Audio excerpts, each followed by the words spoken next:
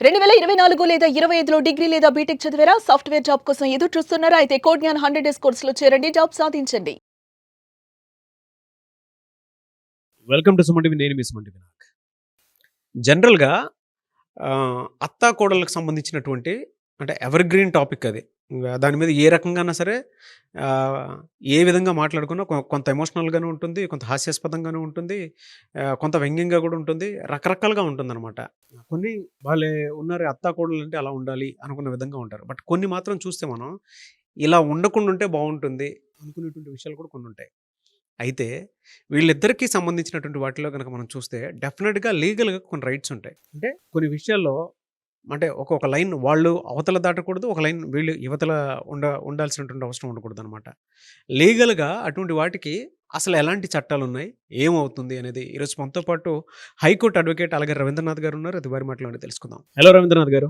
Hi అండి నాగరాజు గారు. అత్త కోడలపై ఎలాంటి సందర్భంలో కేసు పెట్టే అవకాశం ఉంటుందంటారు అసలు? కేసు పెట్టొచ్చంటారు. అది కూడా.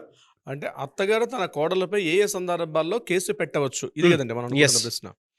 ఇక్కడ అత్తా కోడల మధ్య వ్యవస్థ అంటే వాళ్ళిద్దరి మధ్య రిలేషన్‌షిప్ ఎలా ఉంటుందంటే యాక్చువల్‌గా ఈ ఒక 25 ఏళ్ళో, 20 ఏళ్ళో వేరే తన పుట్టింట్లో బతికినటువంటి ఒక అమ్మాయి అత్తవారింటికి కొత్త వాతావరణానికి ఎళ్తుంది. మనకు తెలిసినంత వరకు చాలా వరకు ఏంటి 498 ఇది ఎప్పుడు పెడుతుంది?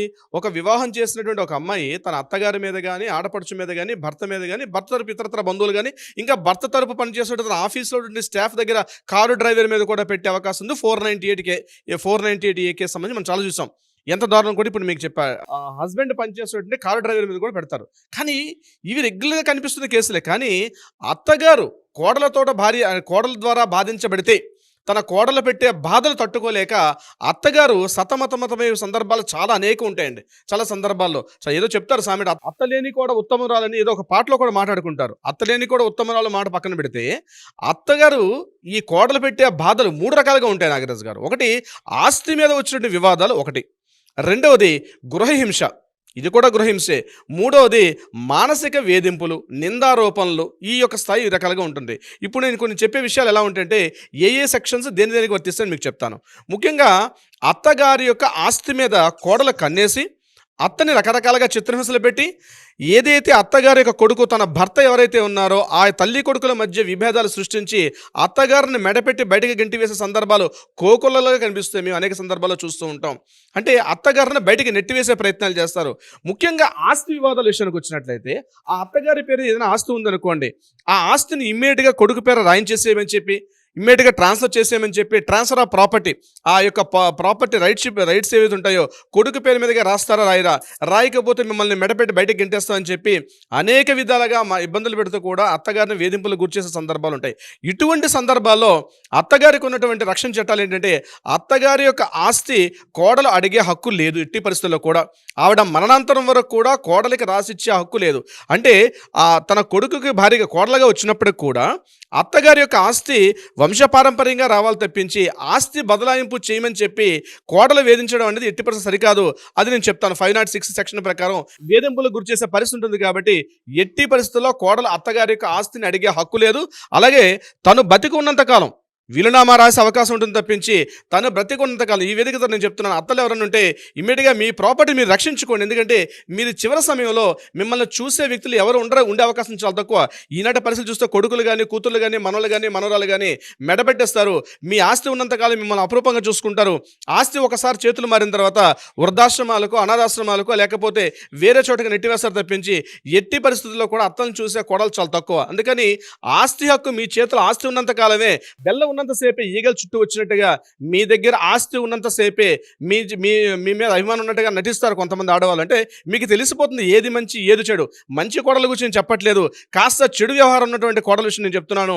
మీ దగ్గర ఆస్తిని గుప్పెట్లో పెట్టుకోండి. మీరు ఎట్టి పరిస్థితుల్లో మీ యొక్క ప్రాపర్టీ కొడుకు పేర కానీ కూతురు పేర కానీ అదేవిధంగా కోడల పేరు మీద కానీ మనవలు మనవరాల ప్రేమ ఉంటే వాళ్ళకి ఏదో ఒక తృణమో పనో ధనం ఇవ్వండి.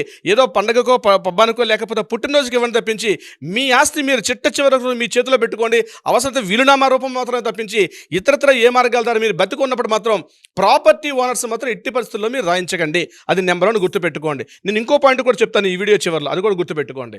నెంబర్ 2 ఇంకోటి ఏమొచ్చిందంటే మానసిక వేధింపులు, అంటే గృహహింస అని ఒకటి ఉంటుంది. అంటే చాలా మందికి తెలియదు ఏంటంటే DVS act, domestic violence act ఏదైతే 2005 ప్రకారం చెప్పామో అది చాలా వరకు కోడలు వాడుతుంటారు, అత్తగారి మీద అదేవిధంగా అత్తతర బంధువుల మీద వాడతారు. కానీ గృహహింస అన్నది కేవలం కోడలకు సంబంధించింది కాదు.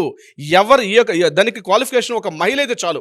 మహిళ అంటే ముఖ్యంగా అత్తవారి విషయంలో మాట్లాడుకుంటే తన కోడలు పెట్టే వేధింపులు తట్టుకోలేక అత్తగారు కూడా గృహహింస DVS యాక్ట్ ఫైల్ చేసుకునే అవకాశం ఉంటుంది. అత్తగారు కూడా పెట్టుకోవడానికి అవకాశం ఉంటుంది. అవునండి. అంటే మానసికంగా వేధింపు గురి చేస్తే, మానసికంగా కోడలు వేధింపులకు గురి చేస్తే బాడీ అత్తగారు లాంగ్వేజ్ కూడా పరంగా కానీ, లేదంటే బాడీ షేమింగ్ పరంగా కానీ, లేదంటే అబ్యూస్ చేయటం వల్ల కానీ మానసికంగా, అవునండి. అంటే అత్త గురించి బ్యాడ్గా ప్రాపగండా చేసిన దానికి సంబంధించినటువంటి ప్రూఫ్స్ ఉంటే సరిపోతుంది, అంతేనా? కొడుకు ఉన్నప్పుడు అలా నటిస్తారు, కొడుకు లేనప్పుడు రకంగా నటిస్తారు ఈ కోడళ్ళు ఎక్కువగా. ఈ కోడళ్ళు ఏం చేస్తారంటే ఈ భర్త అంటే అత్తగారి యొక్క కొడుకు ఉన్నంతసేపు రకంగా నటిస్తారు. ఆ కొడుకు కాస్త ఆఫీస్కి వెళ్ళిపోయాడు అనుకోండి, తన భర్త ఆఫీస్కి వెళ్ళిన తర్వాత ఇక అత్తగారిగా చుక్కలు చూపిస్తారు, కోడలు మామూలుగా ఉండరు. అంటే రకరకాల వేధింపులు, తిండి పెట్టరు, అక్కడెందుకు కూర్చున్నావు, ఇక్కడెందుకు కూర్చున్నావు, డైనింగ్ టేబుల్ ఎందుకు కూర్చున్నావు, బయట ఎందుకు కూర్చున్నావు, బయటికి వెళ్ళి కూర్చో, ఎవరు వస్తున్నారా, ఎవరు పోతున్నారా, ఎవరితో మాట్లాడి నీకు ఈవిడే అత్త మొత్తం ఆ ఇంటి పెత్తన మొత్తం కూడా ఒక గుత్తాధిపత్యాన్ని తీసుకుని ఆ ఇంటిని తన చెప్పు చేతిలో పెట్టుకొని అత్తవారిని బయట మెడపెట్టి గెంటేసే చాలా మంది కోడలు ఉన్నటువంటి సందర్భాల్లో, ఈ కోడల వల్ల బాధింపులు గురవుతున్న సందర్భాల్లో ప్రతి అత్త కూడా మీకంటూ ఒక చట్టం ఉంది. ఆ చట్టమే DVS యాక్ట్ 2005 గృహహింస డొమెస్టిక్ వైలెన్స్ యాక్ట్ ప్రకారం మీ కోడల ద్వారా మీరు కానీ ఇబ్బందులు గురవుతున్న సందర్భంలో ఇమీడియట్గా తక్షణమే మీరు ఆ యాక్ట్కి అనుగుణంగా మీ దగ్గర ఉన్నటువంటి ఎవిడెన్స్ సేకరించి ఇమీడియట్గా కానీ మీరు కోర్టుకు కానీ లేకపోతే ఒక అడ్వకేట్ కానీ అప్రోచ్ అయితే తప్పనిసరిగా మీకు సరైన విధంగా కోడలను శిక్షిస్తారు. అంతేవిధంగా మీకు కావాల్సిన పరిష్కారం కూడా చూపించే ప్రయత్నం చేస్తారు. ఇదొకటి గృహహింస వల్ల. మానసిక వేధింపులైన, శారీరక వేధింపులైన, ఇతరత్ర నిందారోపణలు, ఇక ఒక మనిషిగా కూడా చూడకుండా ఒక పురుగులా చూస్తారు చాలామంది కోడళ్ళు. ఆమెకి అసలు బట్టలు పెట్టరు, మంచి బట్టలు వేసుకుంటే చూడలేరు, తిడతారు, చెప్పుకోలేక లోపల కుమిలిపోయిన అత్తగారులు చాలామంది ఉన్నారు. మా దగ్గరకు వచ్చే క్లయింట్స్ని మేము చూస్తుంటాం, చాలా రకాలుగా సతమతం అయిపోతూ ఉంటారు. చాలా సందర్భాల్లో సరైనటువంటి బట్టలు ఉండి, ఇల్లు మాత్రం ఒక 4 కోట్ల రూపాయలు ఇల్లు ఉంటుంది, కోడలు మాత్రం ఆభరణాలు వేసుకొని హ్యాపీగా తిరుగుతుంటారు. ఇంట్లో అత్తగారు మాత్రం చూస్తే ఇంట్లో పని మనిషిగా మనం ఇచ్చే విలువ కూడా ఇవ్వకుండా చాలా ఇబ్బంది పెడతారు. అటువంటి పరిస్థితులు మనకు కనిపిస్తుంటాయి కోడలు పెట్టే అరలు. ఎమోషనల్ గా అనిపిస్తుంది సార్ అసలు మీరు మాట్లాడుతుంటే. చాలా మంది కింద కామెంట్ బాక్స్ లో కూడా పోస్ట్ చేసేస్తూ ఉంటారు, అంటే మా కోసం మీరు మాట్లాడారన్నంత ఇదిగా ఉంది. సో ఆ రకంగా ఆరళ్ళు పెట్టే కోడలు చాలా మంది ఉంటారు. వీళ్ళందరూ కూడా ఒక రక్షణ చట్టం ఏంటంటే డొమెస్టిక్ వైలెన్స్ యాక్ట్ అనే చట్టం ఉంటుంది. మీ దగ్గర రుజువులు తీసుకొని ఆ యొక్క ఎవిడెన్స్ అన్ని తీసుకొని ఎవిడెన్స్ ఎలా గ్యాదర్ చేయాలి సార్? ఎటువంటి వాటికి ఎవిడెన్స్ గ్యాదర్ చేయడం ఏంటంటే, ఎప్పుడైతే ఆవిడ రకంగా పెడుతుందో మీ దగ్గర ఒక మొబైల్ ఉంటుంది, ఆ మొబైల్ కాస్త రికార్డ్ చేసే అవకాశం పెట్టుకోండి. మీ మొబైల్ ద్వారా మాత్రమే రికార్డింగ్ చేయండి. థర్డ్ పార్టీ మొబైల్ అనేది మనకి 66B ప్రకారం వ్యాలిడ్ కాదు కాబట్టి మీరు వాడుతున్న మొబైల్ ద్వారా కాస్త మొబైల్ పెట్టండి. ఆవిడ మిమ్మల్ని తిడుతుంటే ఆ తిట్లన్నీ కూడా రికార్డ్ అవుతుంటే అవి తీసుకుని దగ్గర ఒక అడ్వకేట్ని మీరు సంప్రదించగలిగితే అతను ఇమీడియట్గా దాన్ని యాక్షన్ తీసుకునే అవకాశం ఉంటుంది. ఇక చిత్రహింసలు కొట్టి అంటే ఫిజికల్ హ్యాండ్లింగ్ చేస్తున్నారు అనుకోండి, అది తీవ్రమైన నేరంగా పరిగణిస్తారు. అది కూడా ఇంకా ఇది కాకుండా కాస్త పేరు ప్రఖ్యాతుల కాలనీలో ఊర్లోనే కాస్త పేరుందనుకోండి, ఈ పేరుని డిఫేమ్ చేసే వాళ్ళు ఉంటారు. అటువంటి సందర్భాల్లో డిఫమేషన్ యాక్ట్ వేసుకునే అవకాశం ఉంటుంది. సెక్షన్ 499, 500 ప్రకారం డిఫమేషన్ సూట్ వేసుకునే అవకాశం కూడా ఉంటుంది. అంటే మెడపెట్టి బయటకు కంటేసారని కాదు. అటువంటి సందర్భాల్లో మీకు సీనియర్ సిటిజన్ యాక్ట్ 2007 మీకు రక్షణ చట్టంగా ఉండే అవకాశం ఉంటుంది. అంటే ఒక వృద్ధ తల్లిదండ్రులు, అక్కడ ముఖ్యంగా అత్తగారి విషయం కావచ్చు లేకపోతే మామగారి విషయం కావచ్చు, ఒకవేళ ఇద్దరు మామగారు ఉండాల్సిన అవసరం లేదు, ఒకవేళ అత్తగారు ఉన్నారు ఇంట్లో, మీరు సీనియర్ సిటిజన్ అయ్యి ఉండి మిమ్మల్ని మెడపెట్టి గంటేసి వృద్ధాశ్రమాల్లో మీరు వెళ్ళిపోండి, మీ ఇక్కడ ఇంట్లో ఉండాల్సిన అవసరం లేదని కానీ మిమ్మల్ని ఇబ్బంది పెడుతుంటే మీరు ఇమీడియట్గా దగ్గరలో ఒక ఆర్డీఓ గారిని సంప్రదించి ఈ రకంగా నా పరిస్థితి అని చెప్పి ఒక రిటర్న్ కంప్లైంట్ ఇవ్వగలిగితే వాళ్ళకు కూడా నోటీస్ ఇష్యూ చేసి మీ యొక్క పరిష్కారం, అంటే మీకు ఏ సమస్య ఉందో ఆ సమస్యని పరిష్కారం అయ్యే దిశగా కూడా ముందు ఒక కౌన్సిలింగ్ చేసే ప్రయత్నం చేస్తారు. కౌన్సిలింగ్ కూడా లొంగకపోతే చట్ట ప్రకారంగా చర్యలు తీసుకునే అవకాశం కూడా ఉంటుంది. చిత్రహింసల విషయానికి వచ్చినట్లయితే చిన్న విషయాలు ఉంటాయండి. ఇంట్లో బెడ్రూమ్లో, మాస్టర్ బెడ్రూమ్లో వీళ్ళు పడుకున్న మంచం మీద ఆ యొక్క అత్తగారు కూర్చుంటే ఒప్పుకోరు. వీళ్ళు వాడుతున్నటువంటి వాష్రూమ్స్ వాడడానికి కూడా వాళ్ళు ఒప్పుకోరు. వీళ్ళు నడుస్తుంటే వాళ్ళు ఎదురుగుండా నడిస్తే కూడా ఒప్పుకోరు. అంటే ఇంత తీవ్రంగా ఉంటాయి యొక్క వేధింపులు నేను చూసినట్లయితే. ఇది కాకుండా కాస్త మంచి చీర కట్టుకుని వెళ్తే కూడా ఇష్టపడరు.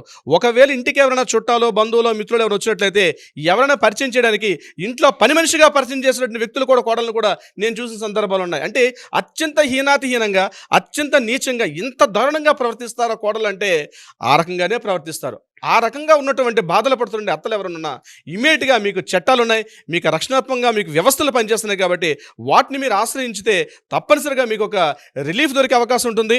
ఇక ఆస్తి ప్రకారంగా చూసినట్లయితే, డబ్బుల విషయం చూసినట్లయితే వాళ్ళకి మందులు మెడిసిన్స్ కూడా ఇవ్వరు నాగరాజు గారు. పెద్ద వయసు వారు ఉంటారు, మెడిసిన్స్ ఇవ్వరు. ఇంత మెడిసిన్స్ అవసరం అని చెప్పి లో క్వాలిటీ మెడిసిన్స్ తెప్పిస్తారు. ఒకవేళ టెస్టులు కానీ డయాగ్నోస్టిక్స్ కానీ వెళ్ళాలనుకుంటే వాటికి కూడా మందులు, ఆ డయాగ్నోస్టిక్ కూడా ఏదో నామాత్రంగా చూస్తారు. ఇవన్నీ తెలిసి కూడా కొడుకు కోడలకు మాత్రం, తన భార్యకు మాత్రం సపోర్ట్ చేస్తాడు. తల్లి అన్ని రకాలుగా బాధలు పడుతుంటే చూసి చూడనట్టుగా వెళ్ళిపోయిన ప్రబుద్ధులు కూడా చాలా మంది కొడుకులు ఉన్నారు నాగరాజు గారు. ఎలా సార్ అంటే ఇటువంటి సిచ్యువేషన్స్ ఉన్నప్పుడు ప్రతి ఒక్కరు కూడా రిలేట్ చేసుకొని మీరు చెప్తుంటే ఏడ్ చేసుకుంటారు కూడా, ఇది మా పరిస్థితే మేము అనుభవించేది అని చెప్పి అది తెలుస్తుంది. మీరు మాట్లాడేటప్పుడే తెలుస్తుంది. అంటే మనం అవునండి. జనరల్గా వీడియోస్లోనే చూస్తూ ఉంటాం, బెడ్రూమ్లో పడేసి కుడుతుంటారు కొంతమంది కోడళ్ళు. అంటే కొడుకు కూడా దానికి తగ్గట్టే సపోర్ట్ చేస్తూ ఉంటారు. అలాంటివి ఉంటాయి. ఆ ప్రాసెస్లో వీడియో చూసేటువంటి వాళ్ళు మిమ్మల్ని అప్రోచ్ అవ్వాలి అనుకుంటే, అపాయింట్మెంట్ తీసుకోవాలనుకుంటే, ఎవిడెన్సెస్ సేకరించిన తర్వాత ఎలా అండి మిమ్మల్ని అప్రోచ్ అవ్వాలంటే ప్రాసెస్? ఇమ్మీడియట్గా నాగరాజు గారు, ఇటువంటి పరిస్థితుల్లో మీకు కానీ ఎదుర్కొంటున్నారు, ఒక అత్తగారి స్థానంలో మీరుంటూ ఆ ఇంటికి ఉండాల్సిన హోదా మీలో తగ్గింది, మీరు అనేకంగా మానసికంగా శారీరకంగా ఇబ్బందులు పడే పరిస్థితులు ఉంటే తక్షణమే చేతిలో ఫోన్ తీసుకోండి. ఇమ్మీడియట్గా ఉన్న కింద స్క్రోల్ అవుతున్న నెంబర్ని కాంటాక్ట్ చేయండి. లీగల్ టీం అప్రోచ్ అవుతారు, మీకు కావాల్సిన సలహా సంప్రదం అందజేస్తారు. అది కాకుండా న్యాయపరంగా పరిష్కారం కావాలంటే కూడా ఆ దిశగా కూడా ప్రయత్నం చేస్తారు Nagaraju garu. Okay, anyway sir, thank you అండి. Thank you so much Alagari Ravindranath garu. Thank you so much Nagaraju garu. చూసారు కదా వీడియో. ఈ వీడియోపై మీ అభిప్రాయం కమెంట్ బాక్స్లో పోస్ట్ చేయండి. ముఖ్యంగా మీరు కనుక హైకోర్టు అడ్వకేట్ అలగరి రవీంద్రనాథ్ గారిని సంప్రదించాలనుకుంటే స్క్రీన్ మీద మీ కాంటాక్ట్ నెంబర్ కనిపిస్తుంది. దాన్ని మీరు కాల్ ఆర్ మెసేజ్ వాట్సాప్ చేసి వెంటనే అపాయింట్మెంట్ బుక్ చేసుకోండి. మీకు ఏ సమస్య ఉన్నా లీగల్ రెమెడీ కోసం మీరు డెఫినెట్గా చూస్తున్నట్లయితే స్క్రీన్ మీద కనిపిస్తున్న నెంబర్కి సంప్రదించండి. ఈ వీడియో లైక్ చేయండి, షేర్ మాత్రం తప్పకుండా చేయండి. ఇలాంటి మరిన్ని వీడియోస్ కోసం మా ఛానల్ ఫాలో అవ్వండి. Thank you. సుమన్ టీవీలో మీ పర్సనల్ అండ్ బిజినెస్ ప్రమోషన్స్ కోసం కింది నెంబర్కి కాంటాక్ట్ చేయండి.